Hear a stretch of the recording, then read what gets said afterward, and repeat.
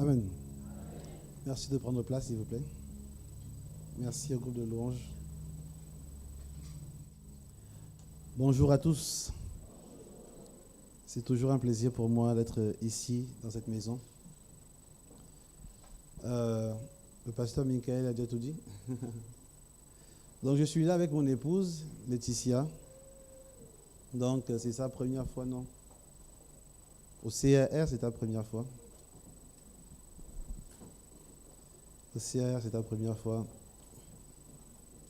Donc je vais demander à Laetitia de venir dire un petit mot. Si on peut acclamer le Seigneur pour mon épouse. Juste vous saluer. Juste vous saluer. C'est sa première fois ici dans cette maison et c'est toujours important de dire un petit mot. Bonjour à tous et bonjour à toutes. C'est un réel plaisir pour moi d'être parmi vous.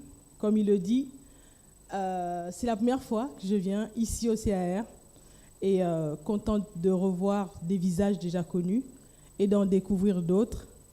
Et pendant qu'on était en train d'adorer, il y a une pensée qui m'a traversée. Floraison. Je dis au Seigneur, c'est quoi encore floraison? À quoi ça correspond? Et pendant que j'étais en train d'interroger le Saint-Esprit, il me montrait un peu la phase dans laquelle vous entrez, la phase dans laquelle plusieurs vont rentrer. Et il s'avère que parfois, on a tendance à se dire, mais il y a des choses qui durent. Il y a des choses qui, j'ai l'impression que ça n'avance pas, ça ne bouge pas.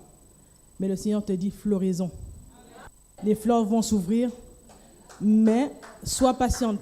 Vous êtes sur le chemin. Amen.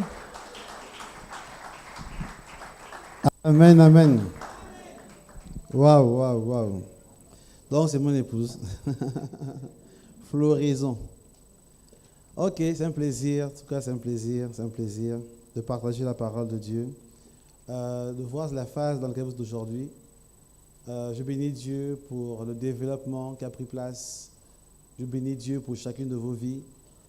C'est toujours un plaisir de retrouver plusieurs d'entre vous. Je vois le pasteur Michael. Vraiment, c'est un plaisir.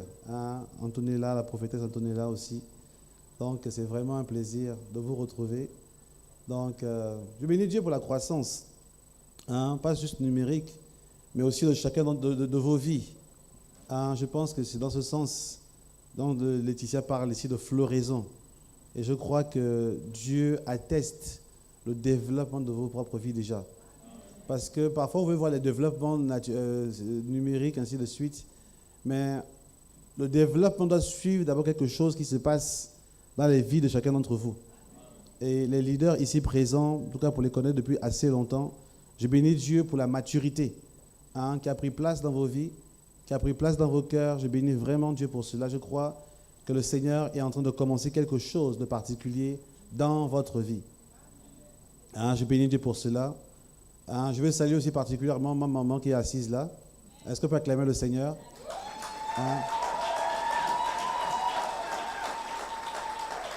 Pour ceux qui ne savaient peut-être pas. Donc, c'est ma maman. Vous l'appelez la sœur Geneviève et moi j'appelle maman. Donc, chacun appellera selon sa convenance. Donc, nous sommes une grande famille. Je bénis Dieu pour la connexion. Pendant que j'étais assis, là, on est en train d'adorer, j'étais en train de bénir Dieu vraiment pour la grâce qu'il me fait de connaître de bonnes personnes. Parce que vous savez, dans la vie, on rencontre des personnes et avec qui on chemine, avec qui Dieu nous permet d'accomplir certains objectifs. Et je bénis Dieu parce que dans cette rencontre que j'ai eue avec votre père spirituel, l'apôtre Stéphane, je vois comment Dieu est en train de construire tout un monde, tout un environnement. Et je vois aussi ma maman assise ici. Je me rappelle encore de ce jour où je partais en France, qui était à l'aéroport en train de m'accompagner. Et parfois les choses, on ne sait pas comment ça va tourner en fait. On ne sait pas. Mais c'est comme si Dieu est en train de commencer quelque chose de particulier, qu'on ne maîtrisait peut-être pas à ce moment-là. Et Dieu a vraiment commencé quelque chose de fort et qui est en train de continuer aujourd'hui. C'est pour cela que vous devez être fiers de ce que vous bâtissez aujourd'hui. Dieu est réellement derrière ces choses-là. Amen. Dieu est réellement derrière. Et je bénis Dieu pour ma mère qui est là, qui sert le Seigneur avec vous. Elle se bat contre vents et marées. Ce n'est pas toujours facile. Je sais que parfois, ce n'est pas toujours évident. Ici, au Gabon, en Afrique, de manière générale, je dirais comme ça, je parle un peu comme une personne qui vient de loin. Mais je sais que ce n'est pas toujours évident. Pas toujours évident, mais le plus important, c'est de continuer à se maintenir. Je bénis Dieu pour sa foi. J'ai connu ma mère, en tout cas, dans ses débuts dans la foi, dans son parcours de témoin de Jéhovah qu'elle était. Pour ceux qui ne sont pas au courant. Elle a eu un processus. Elle n'est pas arrivée comme ça du jour au lendemain.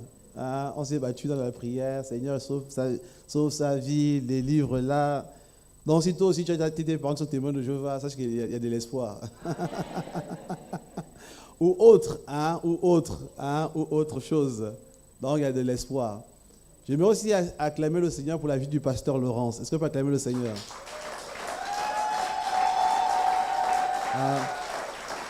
Je bénis Dieu pour sa vie aussi. Le pasteur Laurence, c'est une connexion divine. Bon, peut-être certaines personnes la connaissent depuis le Gabon ici, bon, je veux dire depuis avant qu'elle ne vive en France. Mais moi, je n'ai pas cette grâce, en tout cas de te connaître à l'époque où tu étais ici au Gabon. Bon, on n'était pas dans les mêmes milieux, on va dire comme ça.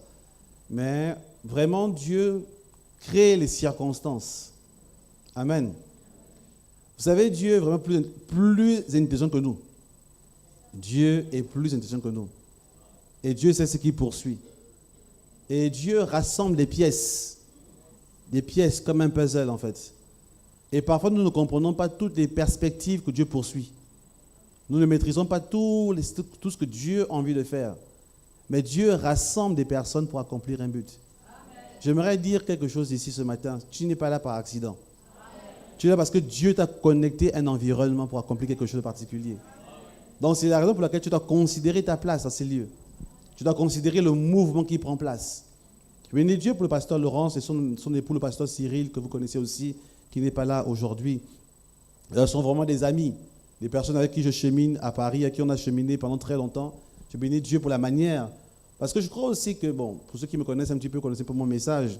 Je prêche vraiment un message qui est axé dans la société. Je crois vraiment que l'Église doit prendre sa place. Amen. Je crois vraiment en cela. Je pense que le pasteur Laurence le sait aussi. Que j'encourage. Et j'encourage aussi tous ceux qui sont là. On va voir comment se conduira ce matin. Peut-être qu'il y a des personnes qui vont peut-être prier. J'aimerais te dire que tu n'es pas là en trop. Dieu a déposé quelque chose dans ta vie. Et Dieu veut aussi accomplir des projets au travers de toi. Tu es un instrument entre les mains du Seigneur. C'est pour cela que tu dois comprendre de quelle manière Dieu est en train de t'accompagner en ce moment. Donc, je bénis Dieu pour le pasteur Laurent, le pasteur Cyril, qui n'est pas là. Je bénis Dieu pour la connexion, pour la famille globale que nous sommes. Est-ce qu'on peut acclamer le Seigneur pour l'apôtre Suresh? Je sais que vous ne l'avez pas encore vu. Non, il n'est pas encore venu ici, je pense. Non, il n'est pas venu depuis qu'il est arrivé. Il n'est pas encore arrivé cette semaine. Ok, bon, vous le verrez la semaine prochaine. Mais en tout cas, je bénis Dieu pour sa vie. Je bénis Dieu parce que tout le monde n'a pas la grâce de contenir certains types de personnes. C'est une grâce. Amen. C'est une grâce. Il faut savoir honorer. Reconnaître que celui-là, Dieu a déposé quelque chose dans sa vie qui rend possible un environnement. Tout le monde peut faire ça. Tu peux être apôtre, prophète, tout ce que tu veux, évangéliste, docteur, pasteur, tout ce que tu veux. Mais tu n'as pas forcément reçu cette capacité de contenir. Et mon père spirituel, l'apôtre Suresh, a reçu cette capacité-là. C'est pour ça que cet environnement a été créé. Et que je peux me tenir là devant vous pour vous encourager de la part du Seigneur. Amen. Ce matin, je n'ai pas envie de beaucoup trop parler, dire beaucoup de choses, mais j'aimerais juste partager, on va dire, une pensée prophétique pour la phase dans laquelle vous êtes aujourd'hui. Une pensée prophétique, je pense que mon épouse a déjà commencé et a dit certaines choses. Vous savez, la parole de Dieu s'adresse à nous avec plusieurs objectifs. La parole de Dieu parle et touche plusieurs domaines en même temps. Et quand Dieu s'adresse à nous, il s'adresse à nous en tant que personne, en tant qu'individu. Il s'adresse à nous en tant que famille aussi, que nous représentons. Tu représentes ce matin une famille de personnes, tes parents, tes amis. Tu représentes un environnement de personnes. Tu représentes aussi une corporation, certainement. Tu es dans un métier, tu représentes. Et quand Dieu te parle ce matin, il s'adresse à toutes ces couches-là. Parfois, quand on parle de prophétie, je sais qu'on est parfois habitué à la prophétie directe. Et nous le pratiquons aussi. Nous croyons à la prophétie individuelle. Nous venons, nous prophétisons sur une personne. On donne une parole prophétique à une personne. Mais Dieu ne parle pas que de cette manière-là. Amen. Et j'aimerais que vraiment votre esprit soit sensible ce matin à ce que Dieu est en train de faire aujourd'hui. J'aimerais dire que Dieu commence quelque chose de nouveau dans cette maison. J'aimerais dire qu'une phase est en train de commencer. Quelque chose de nouveau débute avec toi aujourd'hui. Et j'aimerais que tu sois sensible à cela. C'est vrai que les bruits de la terre nous perturbent souvent. Hein, c'est vrai, je comprends. Peut-être qu'ici, pour ceux qui me suivent depuis le Gabon, il y a des problèmes d'électricité, il y a des problèmes de factures, il y a des problèmes de chômage aussi. Je suis conscient que tout le monde n'est peut-être pas en train de, comment dire cela, joindre les deux bouts. Ce n'est pas toujours évident pour tout le monde. Mais dans de telles circonstances, ça ne veut pas dire que Dieu ne parle pas. Amen. Dans de telles circonstances, ça ne veut pas dire que Dieu n'est pas en train de s'adresser à nous. Parfois, on a l'impression qu'avant que Dieu nous s'adresse à nous, il faut d'abord qu'il règle tous nos problèmes. Hein? Il y a des personnes parfois qui se disent, je ne peux pas avoir à cœur le mouvement de Dieu, l'église de Dieu, si ma situation n'a pas d'abord changé. Tu ne peux pas prendre Dieu en otage. Amen. Tu ne peux pas prendre Dieu en otage. Dieu poursuit un objectif qui est plus grand que toi, qui est plus grand que ta personne. Parfois, c'est difficile de réduire l'évangile au mariage. Ton mariage arrive. Oui, bien sûr, tu vas te marier. Ton enfant arrive. Oui, bien sûr, ton enfant. Je prie que le Seigneur te donne des enfants. Amen.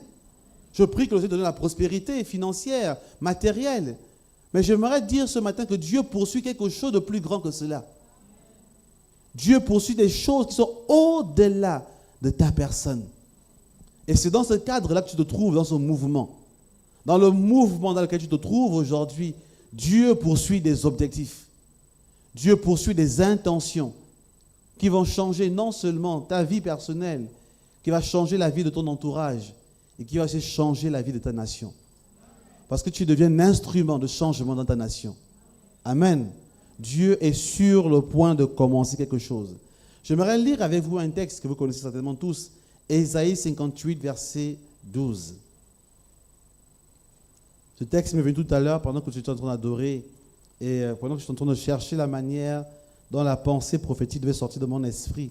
Je vais le lire. Est-ce qu'on peut se lever dans lire la parole de Dieu? Et j'aimerais qu'un bon lecteur puisse le faire à ma place. Ésaïe chapitre 58, le verset 12. Si quelqu'un peut lire peut-être.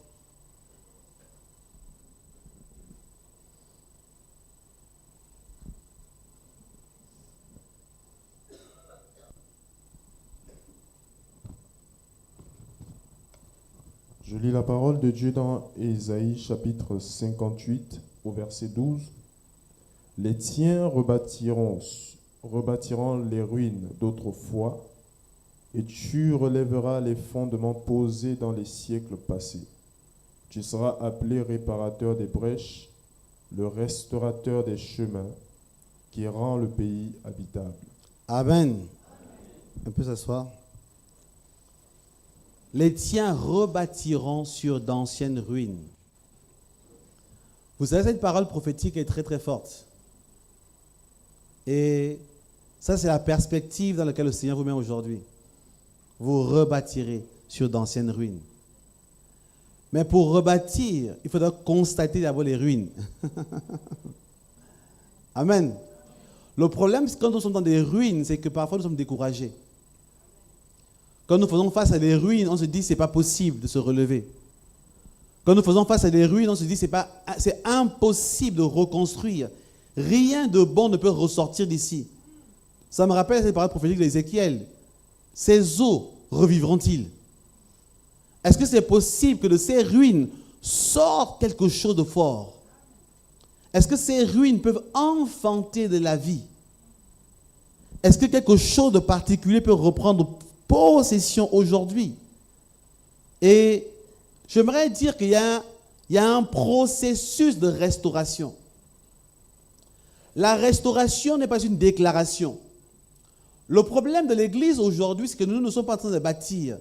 Nous faisons beaucoup de déclarations. Et parce que nous faisons des déclarations, nous ne comprenons pas la notion de processus et de développement pour arriver à un résultat. Parfois, on a envie des prophètes pour venir faire le show, venir faire un peu exciter la foule, dire des choses puissantes. Tout le monde va se lever, amen, alléluia, on saute sur les chaises. Et on se dit que voilà comment on est en train de bâtir l'Église. Et malheureusement, c'est un mauvais modèle, en fait, qui s'est perpétue aujourd'hui dans l'Église, surtout dans le monde africain, fait que les gens sont dans la culture de l'instant. On veut le bon message. On veut la bonne prédication. On veut quelque chose qui va nous, on va dire, requinquer pendant le moment. Mais on n'est pas dans la stratégie de construire. Et j'aimerais dire ce matin que nous voulons être dans la stratégie de construire. J'aimerais attacher à cela la phase dans laquelle vous êtes aujourd'hui. Je vais aller quelque part. On dit ici, vous rebâtirez sur d'anciennes ruines. Vous relèverez des fondements antiques. C'est-à-dire que des choses que des générations après générations n'ont pas réussi à faire. Est-ce qu'on voit ça ici? C'est que des gens sont venus avant vous. Vous n'êtes pas les premiers à prier dans ce pays. J'espère que vous êtes au courant de ça. Vous n'êtes pas les premiers. Beaucoup ont essayé. Beaucoup sont battus. Il y a eu des veillées de prière. Il y a eu des moments de prière, de ceci, de cela. Il y a eu des moments où on a eu de l'espoir que certaines choses vont se relever dans l'Église ou dans la nation. Mais après 5 ans, 10 ans, 20 ans plus tard, on n'a pas eu de résultat. Et génération après génération, des gens ont essayé avant vous de bâtir des familles stables. Des gens ont essayé avant vous de construire des vies chrétiennes solides. Mais malheureusement, ils n'ont pas toujours réussi. Et ensuite, ils ont fini par donner des conclusions que c'était impossible de le faire. Est-ce qu'on voit ça ici? C'est impossible d'y arriver. Mais le Seigneur vous donne une parole prophétique ici en vous disant que vous réussirez. Là où plusieurs personnes n'ont pas réussi, se sont arrêtées. Je m'adresse à quelqu'un ce matin. Il y a plusieurs limitations devant toi. Et tu as plusieurs témoignages d'échecs dans le domaine dans lequel tu te trouves, te faisant comprendre que tu ne passeras jamais par là. Te faisant comprendre que ton chemin est bloqué. L'accès est impossible. Mais il y a une parole prophétique qui plane au-dessus de toi, qui est en train de te dire que tu réussiras là où d'autres ont échoué. Le Seigneur s'adresse au CAR aujourd'hui.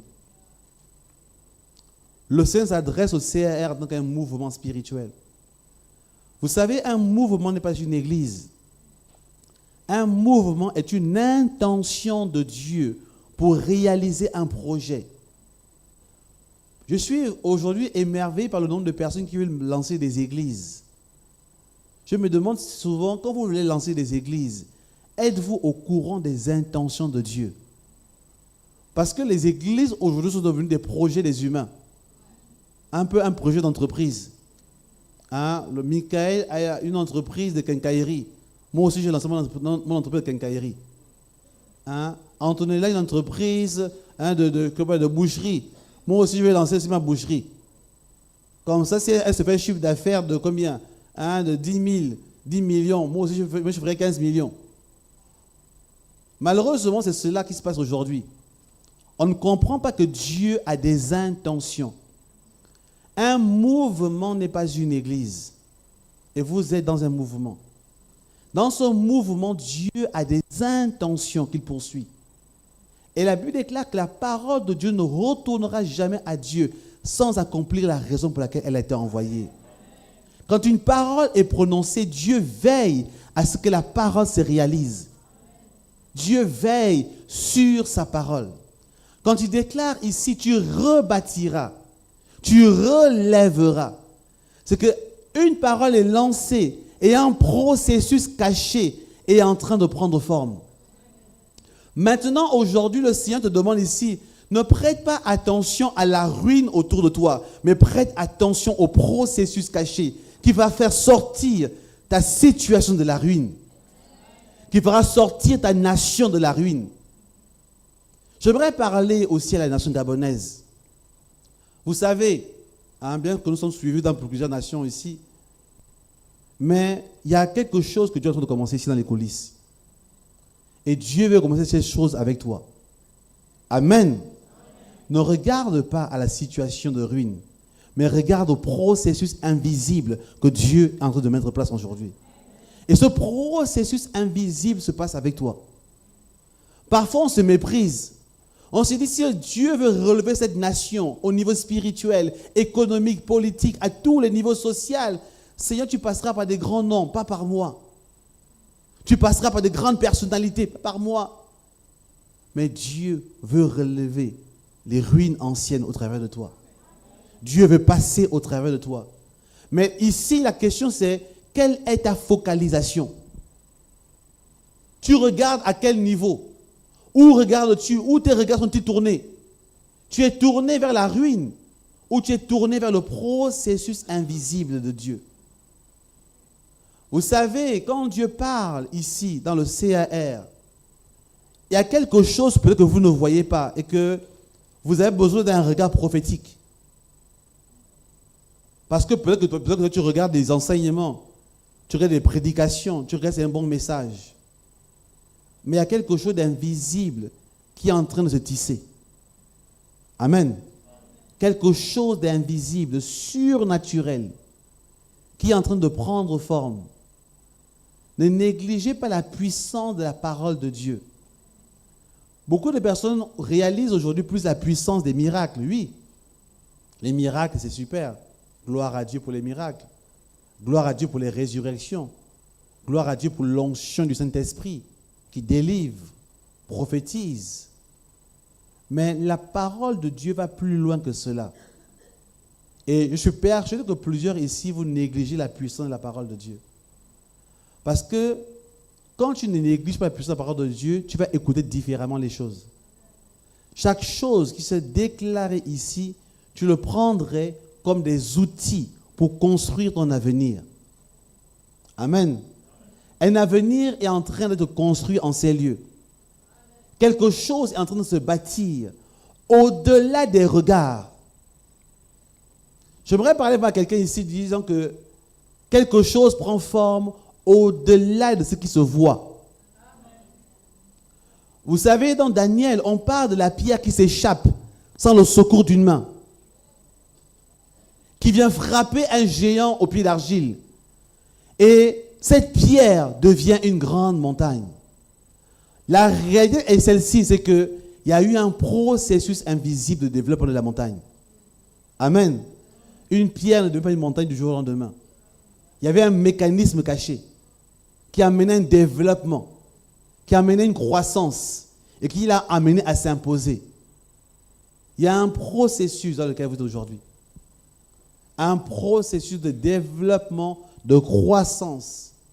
Un processus au travers duquel Dieu est en train de distiller quelque chose. Et j'aimerais que ce matin, vous soyez sensibles à cela. Amen. Sois sensible au mouvement de Dieu qui prend place. Sois sensible.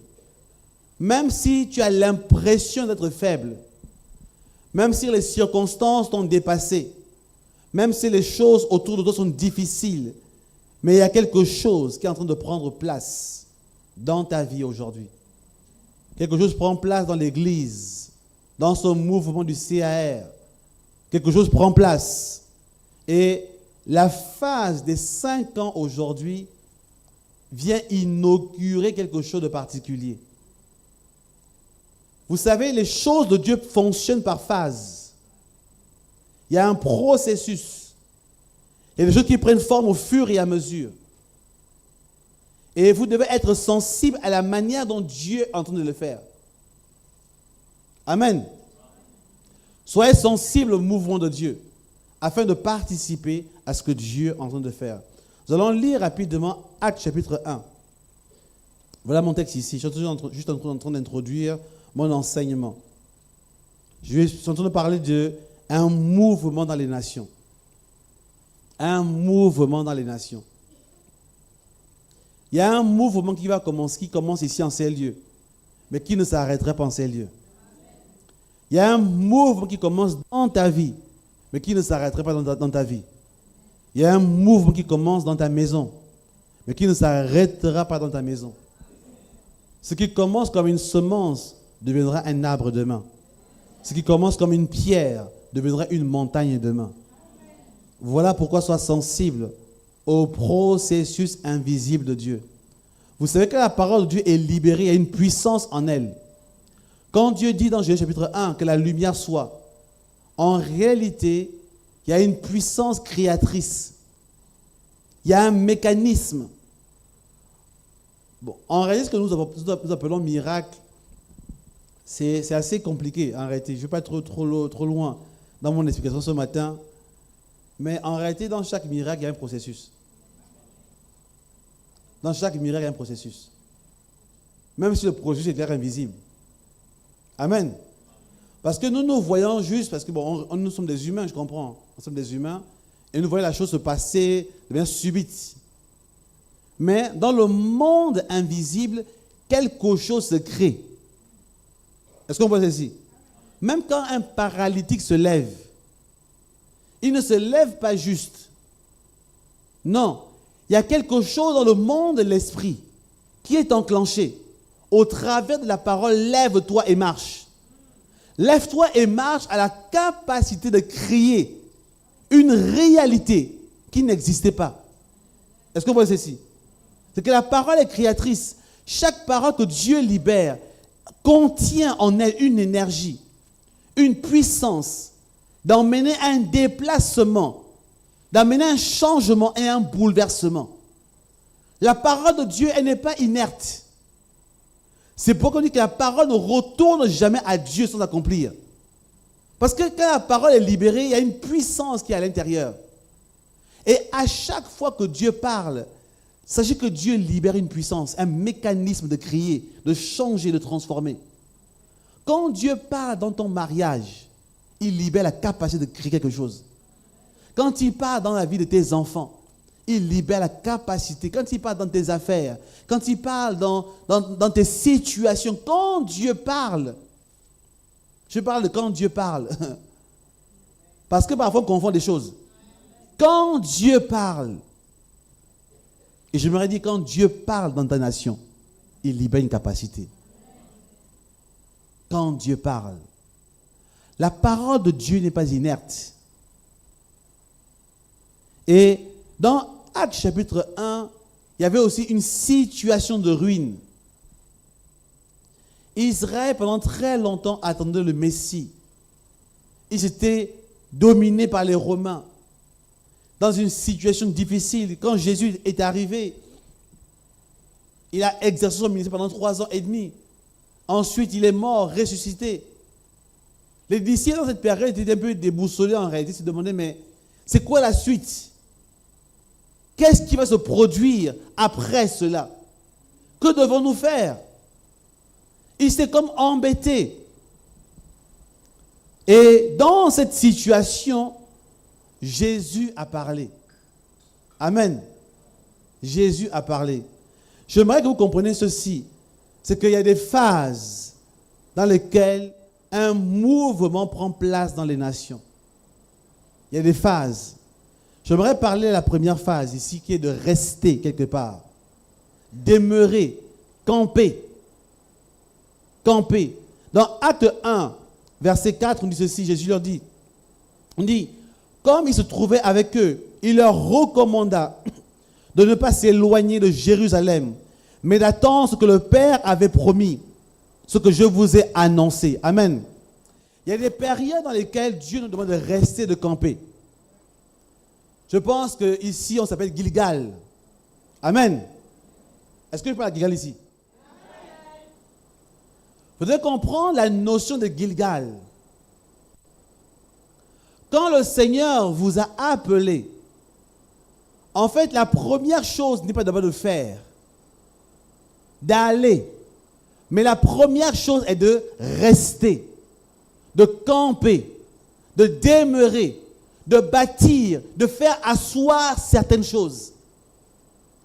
Le CAR, pendant 5 ans, est resté. Vous êtes resté à Jérusalem pendant 5 ans. Vous n'êtes pas au courant de ça. Qui est au courant de ça? Vous êtes resté à Jérusalem. Maintenant, le Seigneur va vous répandre. Le Seigneur va vous étendre. Mais la phase de rester est une phase importante. Parce qu'il y a des choses qu'il faut faire asseoir. Parfois, on se pose des questions, mais pourquoi on revient sur cet enseignement? Pourquoi on parle de ces choses-là? Pourquoi on redit ceci? Le Seigneur veut d'abord vous faire rester, vous faire camper, vous faire comprendre certaines choses.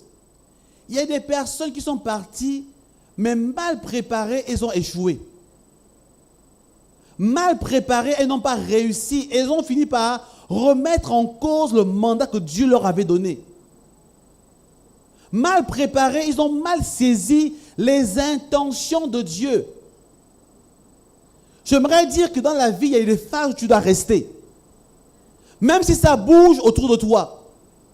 Parfois, la pression de la vie veut nous emmener à partir, à faire des choses. Peut-être certains ici sont là, tu es une jeune fille, tu veux te marier. Tu veux te marier aujourd'hui. Tu veux partir. Mais est-ce que tu es resté suffisamment? Est-ce que tu as construit suffisamment certaines choses? En réalité, il y a des domaines dans la vie, ce n'est pas une question de chance. Moi, ça fait longtemps que je ne crois pas à la chance. Je ne crois pas à la chance. Je ne crois pas à la chance. Quelqu'un me disait un jour, Rostand, tu as la chance d'avoir un couple stable. Je dis, à ce niveau-là, ce n'est pas la chance. À ce niveau-là, la chance ne peut pas intervenir. À ce niveau-là, s'il n'y a pas un mécanisme caché, préparé, construit, impossible. Impossible. La chance ne peut pas intervenir ici. La chance ne peut pas intervenir ici. Quand tu n'es pas resté suffisamment, tu n'as pas fait asseoir certaines choses, il n'y a pas de chance ici là. Tu vas échouer. Mais quand tu as bien bâti les choses, construit convenablement, quand la tempête viendra, le vent soufflera, tu réussiras. Nous devons apprendre à rester, à bâtir, à camper. C'était la position de Gilgal dans la Bible. Un lieu de circoncision, de préparation, avant de se lancer à la conquête. Gilgal était une position stratégique. Une position dans laquelle le peuple devait comprendre, considérer certaines choses. Je n'ai pas le temps. Je crois qu'ici, vous avez dû aborder de plusieurs manières, Gilgal. Mais j'aimerais simplement résumer en disant que c'est une position importante. C'est une position importante. Ne pars pas sans être resté, sans avoir demeuré, sans avoir fait asseoir certaines choses en toi. Parce que si tu pars, tu partiras mal. Tu veux te lever dans ton ministère. Tu veux servir Dieu. Mais s'il y a une mauvaise préparation en toi, ce n'est pas une question de chance ici. Tu ne réussiras pas. Tu échoueras. Et tu vas commencer à douter de ton appel. Vous savez ce qui est arrivé aux 12 espions? Ils sont arrivés à Canaan. Je pense que l'apôtre Sébastien qui l'enseignait dans le RBN. Il disait, les 10 espions n'ont pas fait un faux rapport. Vous savez ça, n'est-ce pas? Ils n'ont pas fait un faux rapport. En fait, ce qu'ils ont dit, c'était vrai. Il y avait vraiment des géants. Ils n'ont pas menti qu'on a vu des géants alors que c'était des nains. Est-ce qu'on voit ceci? Ils n'ont pas menti. Ils ont donné un rapport réel. C'était des gens, je ne sais pas, 3 mètres 50, 4 mètres. Ils ont dit, bon, Moïse, on te fait le rapport ici. Nous sommes arrivés, on était à 10. Ils étaient dans un champ quelque part là-bas. On a vu de loin, on s'est dit non, on s'est dit c'est faux. On s'est trompé. Quand on s'est rapproché un peu plus, on s'est rendu compte que ces gens-là étaient très grands. On a salué l'un d'entre eux, il nous a regardé comme si on était une sauterelle. On s'est dit non. Quand on a comparé leurs forces, on s'est rendu compte que impossible. On s'est rendu compte que c'est impossible. Ils ont vu la chose. Mais le problème, c'est que leur préparation n'était pas aboutie pour comprendre que Dieu était capable de leur donner le pays. Et parfois, c'est ce qui nous arrive, de ne pas comprendre que malgré la ruine autour de nous, malgré les difficultés, quand tu es convenablement préparé, malgré les géants, tu réussiras à traverser. C'est pour cela, ne néglige pas ta phase de préparation. Et j'aimerais dire, le CAR, pendant 5 ans, vous avez été préparé. Cette conférence que nous avons là aujourd'hui, la semaine prochaine, c'est pour faire asseoir. Mais tu es censé avoir été préparé. Donc j'aimerais que tu puisses réviser ce week-end. Hein? Revise, prie, jeûne peut-être. Mais fais asseoir les convictions, les choses que Dieu voulait déposer dans ta vie. Parce que sinon tu feras un mauvais rapport face aux géants de Jéricho. Sinon tu vas faire demi-tour, tu vas dire on n'arrivera pas. Le mandat a l'air trop grand. C'est impossible. Qui peut faire cela? Des pères avant nous ont essayé, des générations avant nous ont essayé de faire, mais personne n'est passé par là. Mais alors que le Seigneur vous dit, vous releverez, vous rebâtirez. Dieu n'est pas ignorant des difficultés autour de vous. Dieu n'est pas ignorant des géants. Dieu n'est pas ignorant que Jéricho est une cité imprenable. Mais Dieu a confiance à la puissance de sa parole pour vous donner la capacité de traverser Jéricho. Dieu a confiance à cela. C'est pour cela que dans Actes chapitre 1, ils sont restés. Ils se sont ajustés. Ils ont compris la parole de Dieu. Ils ont compris les intentions de Christ. Malheureusement pour eux ici, Jésus avait passé 3 ans et demi à les enseigner. Mais beaucoup de choses n'ont pas été saisies correctement. Et c'est là où, de la Pâque à la Pentecôte, dans ce laps d'intervalle, il fallait faire un rattrapage. Il fallait se réajuster. Parce que certains commençaient à perdre la foi. Commençaient à vouloir abandonner, disent non, moi je retourne à la pêche. Beaucoup ont commencé à être déstabilisés. Dans cette période de temps, dans le temps dans lequel vous êtes aujourd'hui, le Seigneur demande un ajustement. Il y a plusieurs qui sont ici dans la salle. Tu te poses des questions. Tu ne vois pas clair les choses. Il y a des choses qu'on te donne comme les informations, mais ça bute avec ton cœur. Il y a des choses qui ne passent pas encore correctement. Tu n'es pas en train de saisir la totalité du plan de Dieu. Le Seigneur ce matin s'adresse à toi et te ramène maintenant dans sa présence. Ce matin, Dieu s'adresse à toi pour ramener ton cœur. Parce que vous savez, dans ce laps de temps, de la Pâque à la Pentecôte, c'était une période d'ajustement. Amen. Tu as besoin de t'ajuster. Dieu ne te condamne pas, il ne te rejette pas, mais il t'ajuste simplement. Le Seigneur t'ajuste ce matin et te rend conforme à recevoir la puissance pour fonctionner. Il y a une phase qu'on appelle, la deuxième phase qu'on appelle l'activation. Amen. Est-ce qu'on peut dire activation? L'activation. Dieu, après la préparation, amène l'activation. Il y a une opération du Saint-Esprit qui descend. Dieu fait des choses particulières. Mais l'activation que nous voyons dans Actes chapitre 2 est le résultat de la bonne préparation. Vous savez, il n'y a pas d'envoi par le Saint-Esprit sans une bonne préparation.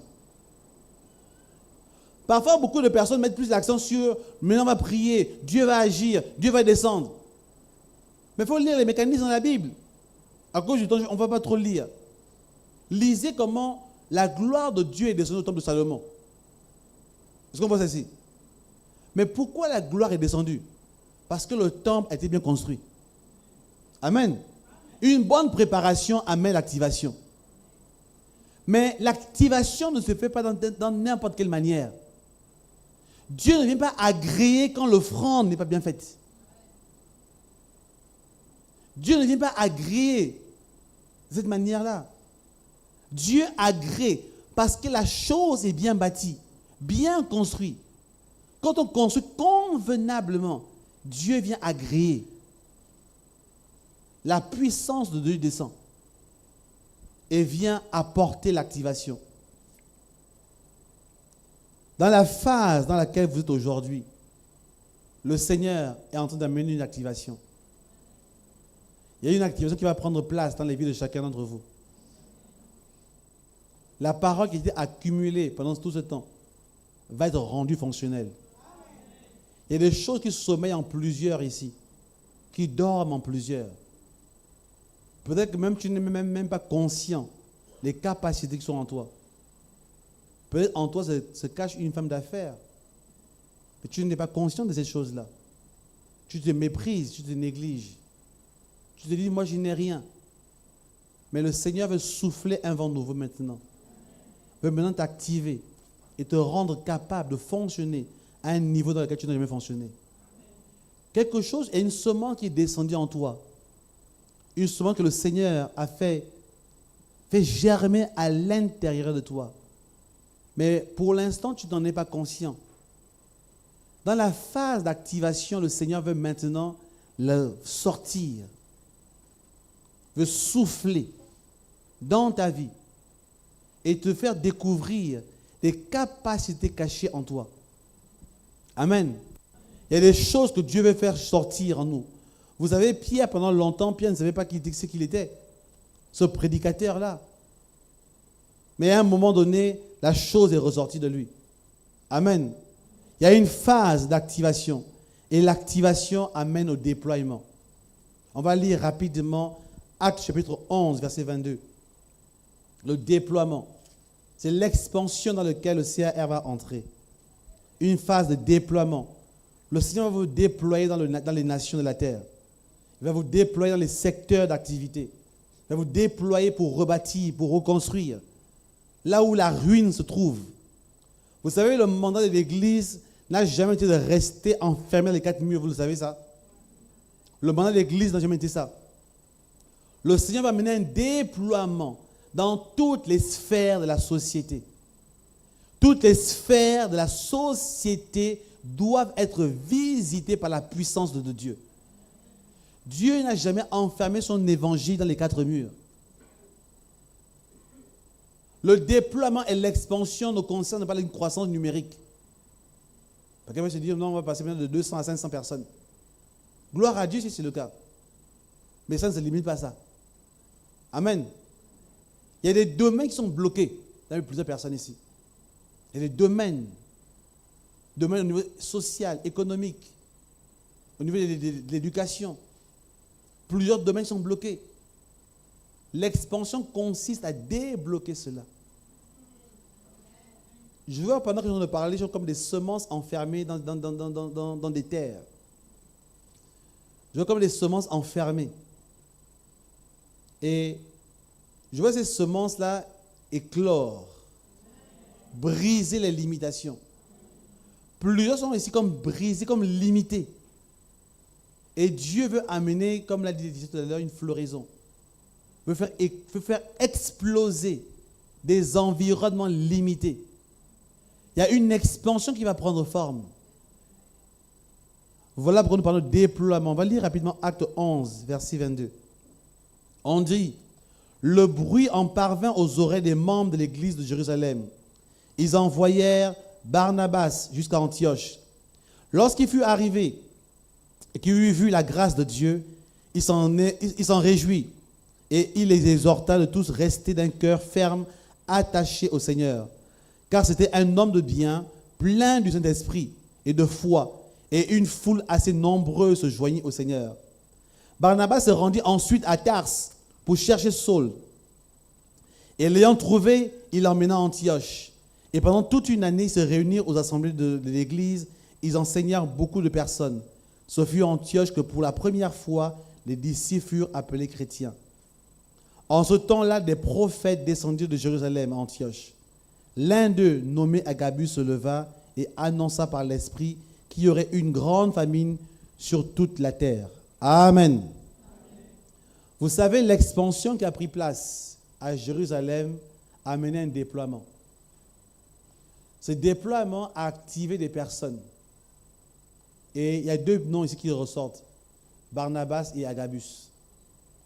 Barnabas qui représente ici une semence apostolique mature et Agabus qui représente ici une dimension prophétique. L'expansion qui commence ici dans le CAR va amener l'activation de plusieurs personnes. Barnabas, comme vous le lisez, Barnabas, son histoire a commencé dans Actes chapitre 4. C'était un frère, un bon frère, qui est resté fidèle aux valeurs. Quand il fallait contribuer, il n'avait aucune restriction. Il pouvait être engagé à fond.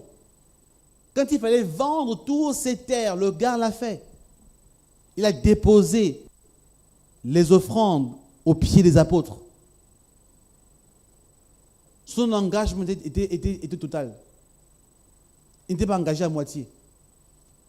Mais il y avait quelque chose qui commençait en lui simplement en réalité. Est-ce qu'on voit ça ici? Pas dans le but de devenir un apôtre.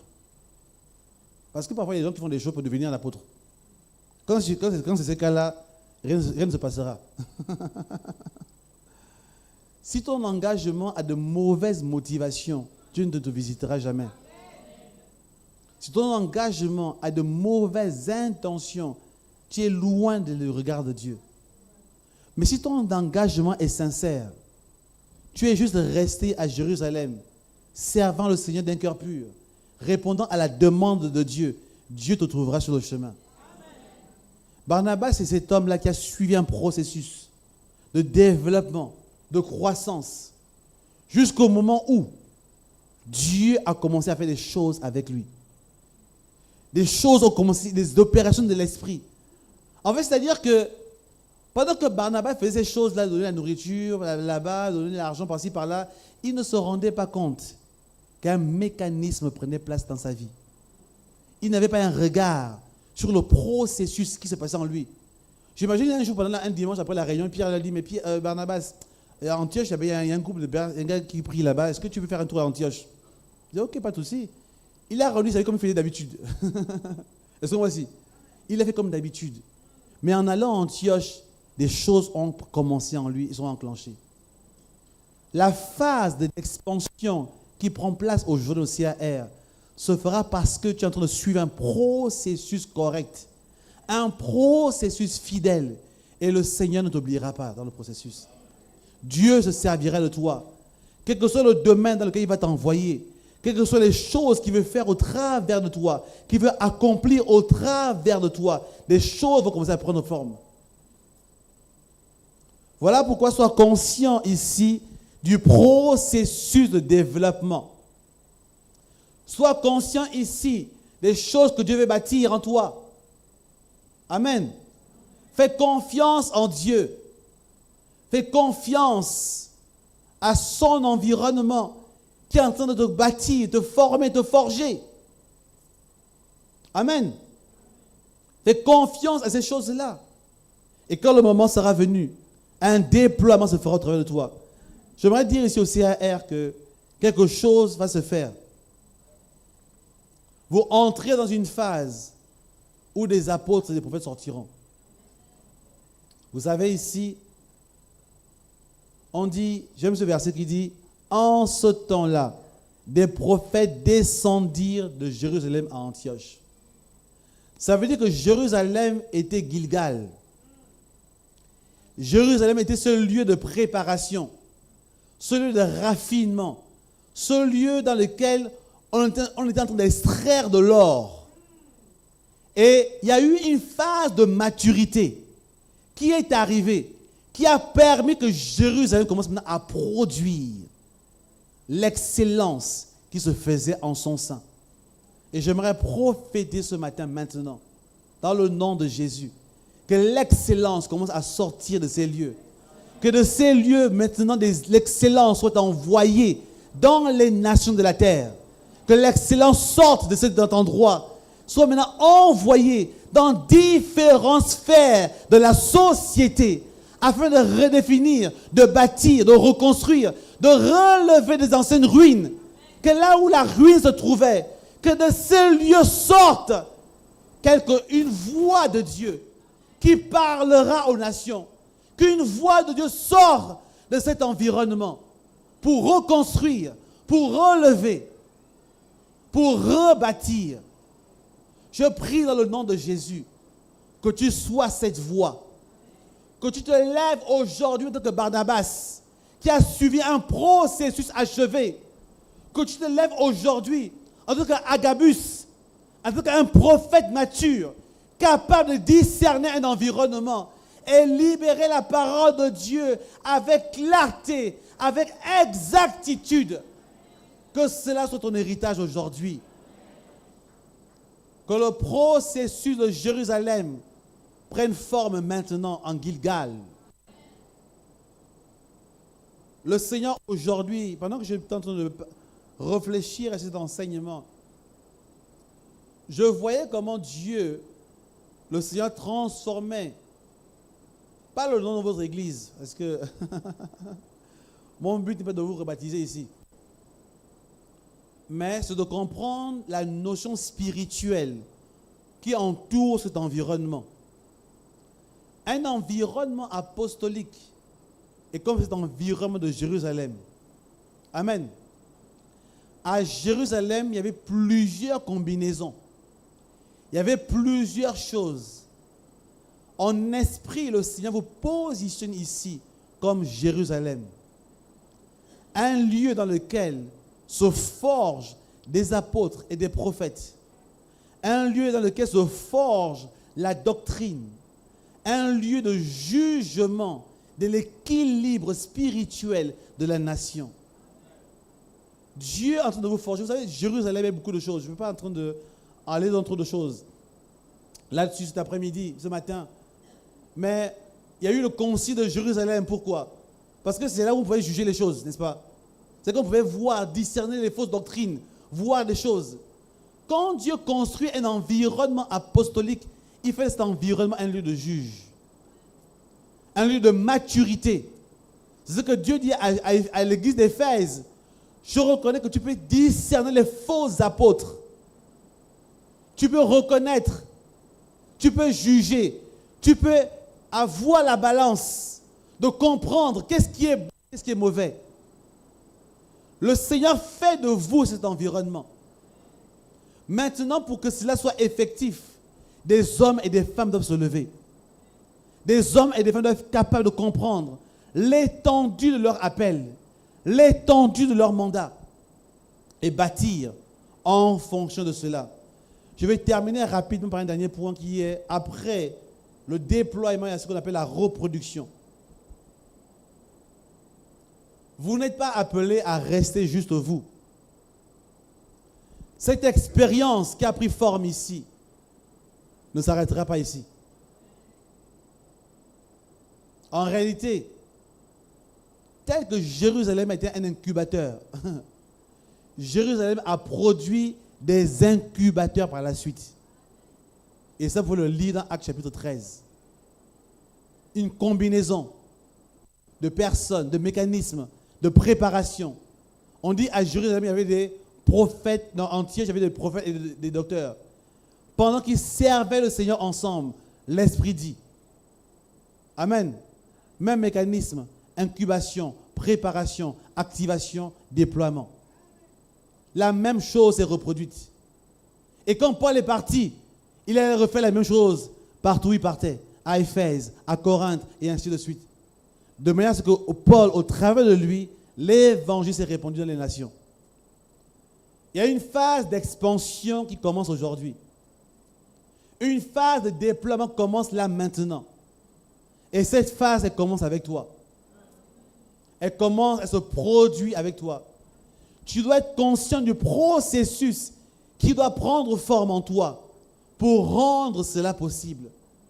Il y a un processus qui doit germer en toi, qui doit grandir, maturer pour rendre cela possible. En tant que mouvement, le CAR a fait ce processus. En tant que mouvement, le Seigneur vous a emmené dans une phase de préparation pendant 5 ans. Même s'il y a eu le développement, même s'il y a eu des choses, mais je voudrais dire qu'il y a ce qu'on appelle des accents clés. Il y a des moments, il y a des choses qui sont prioritaires, qui ont été principales. Malgré tout ce qui a été fait, l'accent principal dans ces lieux a été la préparation. La préparation pour arriver à ce point. Un point de déploiement. Quand le déploiement va se faire, il y aura la reproduction. La reproduction d'environnements identiques. Environnements identiques. Pour amener une explosion, une expansion exponentielle. On va seulement prier. Nous allons prier ce matin. Et le Seigneur s'adresse à toi maintenant. Es-tu en train de te préparer? Je ne prierai pas pour les gens aujourd'hui, on ne va pas prophétiser, parce que je pense que la parole prophétique aujourd'hui est l'enseignement. Hein? Dieu s'est adressé à toi au travers de cet enseignement et Dieu veut te déployer maintenant. Dieu veut t'emmener maintenant à t'étendre. Dieu veut t'emmener maintenant à t'élargir. Élargis l'espace de t'attente. Élargis ton esprit maintenant. Quels que soient les blocages, quelles que soient les situations, quelles que soient les différentes choses qui peuvent te limiter, maintenant, libère ton esprit. Libère ton esprit. On peut juste lever nos mains ensemble, mon Seigneur. Prions, prions ensemble, prions. Déclare maintenant devant le Seigneur. Korba shana rabai. Kenda rababa konda raba shana rabai. Kenda rababa kondo roshana raba. Kenda rababa konda raba shana raba. Dans le nom de Jésus, nous prions pour le déploiement. Nous prions pour la croissance, pour l'excellence de la préparation. Nous prions dans le nom de Jésus, Seigneur, que tu agisses maintenant. Emmène un déploiement dans lequel chacun d'entre nous brise les limitations maintenant, Père. Nous te prions dans le nom de Jésus, Seigneur, que tu agisses. Nous te prions dans le nom de Jésus, Père, que tu opères dans la vie de chacun à cet instant. Dans le nom de Jésus, manifeste-toi, ô notre Dieu. Nous avons besoin de toi dans notre nation, le Gabon. Nous avons besoin de toi dans cet environnement. Père, je prie dans le nom de Jésus que tu relèves d'anciennes ruines, que tu relèves, que tu rebâtisses, Seigneur, au nom de Jésus, au travers des hommes et des femmes que tu as préparés, que tu as oint pour un mandat, Père. Je prie dans le nom de Jésus pour la foi. Dans le nom de Jésus. Amen, amen. J'aimerais prier particulièrement pour la vision que nous avons de nous-mêmes. Comme je dis à cause du temps, je ne vais pas forcément prier pour différentes personnes. Mais ça parle à plusieurs personnes ici. Il y a une vision que tu as de toi-même. Tu ne te vois pas comme un bâtisseur, comme une personne capable de relever des ruines. Tu as l'impression que toi tu es faible et que tu n'es pas capable, que le Seigneur ne peut pas passer au travers de toi. Il s'adresse à toi maintenant en te disant que tu es capable aussi. Tu es capable de relever. Toi aussi, tu es capable. En toi aussi, il y a une capacité de relever, de reconstruire. En toi aussi, il y a une capacité de relever. En toi aussi une capacité. Ne te néglige pas. Ne vois pas la faiblesse. Ne vois pas la limitation en disant moi je ne peux pas. Je n'ai pas l'autorisation. Il te dit ce matin que c'est moi qui autorise. J'ouvre les portes que personne ne peut ouvrir. Et je ferme ce que personne ne peut fermer. Il te donnera les clés ce matin. On va juste lever nos mains. Dans le nom, je vois que le Seigneur Dieu déposer quelqu'un, personne ici. Le Seigneur dépose en toi les clés maintenant. Il dépose les clés en toi. Il te dépose les clés. Tu vas commencer à ouvrir des portes impossibles à ouvrir. Plusieurs ont essayé avant toi, n'ont pas réussi. Mais toi, tu vas réussir. Je prie au nom de Jésus maintenant, Père. Je prie pour l'activation maintenant au nom de Jésus. La capacité d'ouvrir, de débloquer les situations. C'est libéré maintenant. Tu libères cela, Père. Dans le nom de Jésus. Dans le nom de Jésus. Je vais prier pour quelqu'un d'autre encore.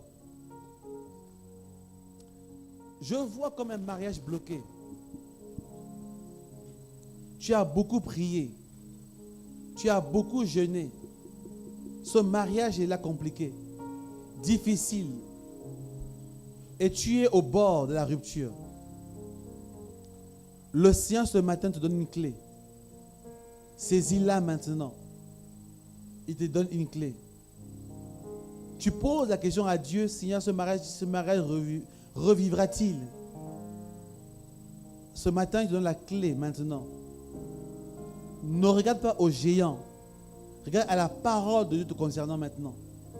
Regarde à la parole de Dieu te concernant. Et ce mariage revivra. Je prie au nom de Jésus que tu relèves le mariage, Père. Dans le nom de Jésus, que tu relèves, que tu reconstruis ce mariage. Rebâtis le Père. Donne la force à ce mariage. Dans le nom de Jésus. Je prie, Père, dans le nom de Jésus. Je prie pour une personne ici, étudiant. Il y a une capacité administrative en toi. Dieu t'a équipé. Dieu t'a équipé. Dieu t'a équipé. Le Seigneur se servira de toi. Je vois un jeune homme. Il se servira de toi pour relever. Il te dit ce matin, tu es une génération qu'il prépare.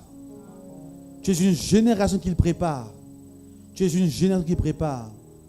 Pour des projets de demain. Des projets à venir. Ces paroles concernent plusieurs personnes ici. Je prie dans le nom de Jésus, Seigneur, que tu élèves des intellectuels dans ces lieux. Des personnes qui vont relever la nation. Tu donneras l'intelligence de Daniel au nom de Jésus. Seigneur, je prie, Père, que personne ne se limite.